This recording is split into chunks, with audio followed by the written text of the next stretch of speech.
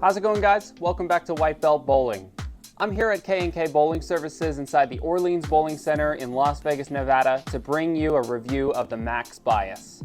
This new Max Bias from Radical Bowling is supposed to be one of the top of the line balls for heaviest oil conditions.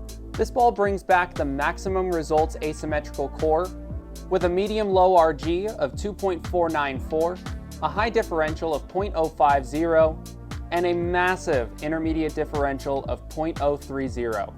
Intermediate differential tells you how much asymmetry the core truly has. The more asymmetry a ball has, the more unstable the ball is in its roll, and the more torque you're going to get on the lanes.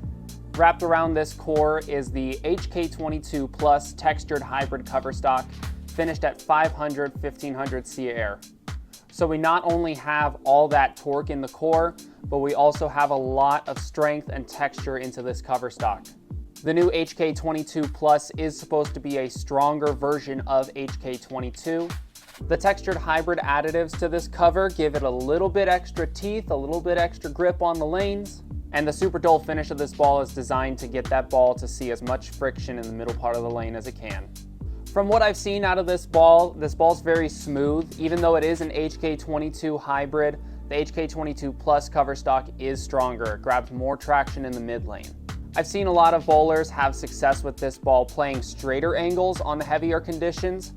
I'm going to be testing out all parts of the lane to see if I'm able to open it up and it'll still turn the corner. The layout I drilled for this ball is 60 by 5 by 35. Puts the pin not quite above my bridge, but not above my ring finger either, somewhere in between. This is my go-to pin-up layout. It gives me the most versatility down lane. For this ball review, I'm going to be testing out on two patterns. On the right lane, I'm going to have the typical Orleans house shot, and on the left lane, I'll have a high-level sports shot, Highway to Hell version 2. I'm excited to see just how strong this ball is. Let's see what it does.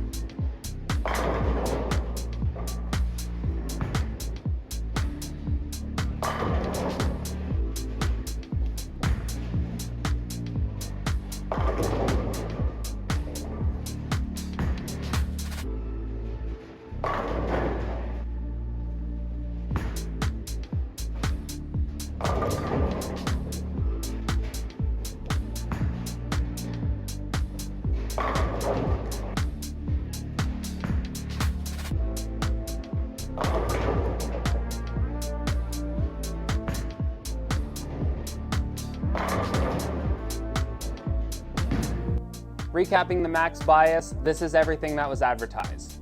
This ball is extremely aggressive in the middle part of the lane and very smooth down lane. The very high intermediate differential in this ball gives this ball a lot of torque in the middle and back end part of the lane. On the house shot, this ball was just way too strong to play any further right than third arrow. There's just not enough oil in the front part of the lane to get this ball to scoot far enough down lane to get it through the pins the right way.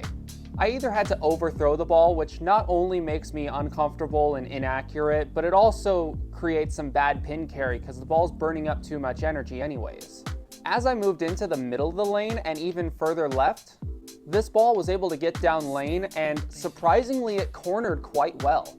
Those later shots where I'm standing on 25, 30, and even 35 were the best shots I had. With the amount of torque and the amount of surface on that ball, I was not expecting it to corner as well as it did. But obviously thanks to the HK22 Plus textured hybrid cover stock, it was able to store enough energy to continue through the pins even at that far left. Moving on to the sport shot, I feel like this is going to be a great first ball out when urethane is just not quite the right answer. On some longer and heavier shots like you may see at a Masters event, this is going to be that great tank ball for game 1, game 2 when you need something to read the middle part of the lane and not scoot too far down lane, because it's not going to give you an uncontrollable reaction down lane. This is going to be a great ball to use to create that trench on the right side of the lane and give yourself some miss room to the outside. What really surprised me about this ball is how good it looked in the middle of the lane and on the left side of the lane, even on the sport shot. Highway to Hell is a very flat pattern. Having a big ball like this on as fresh a pattern as it was, this ball's not supposed to look good that far left. No matter how far left I moved, this ball still made the corner. It didn't tire out or burn up or lose its energy.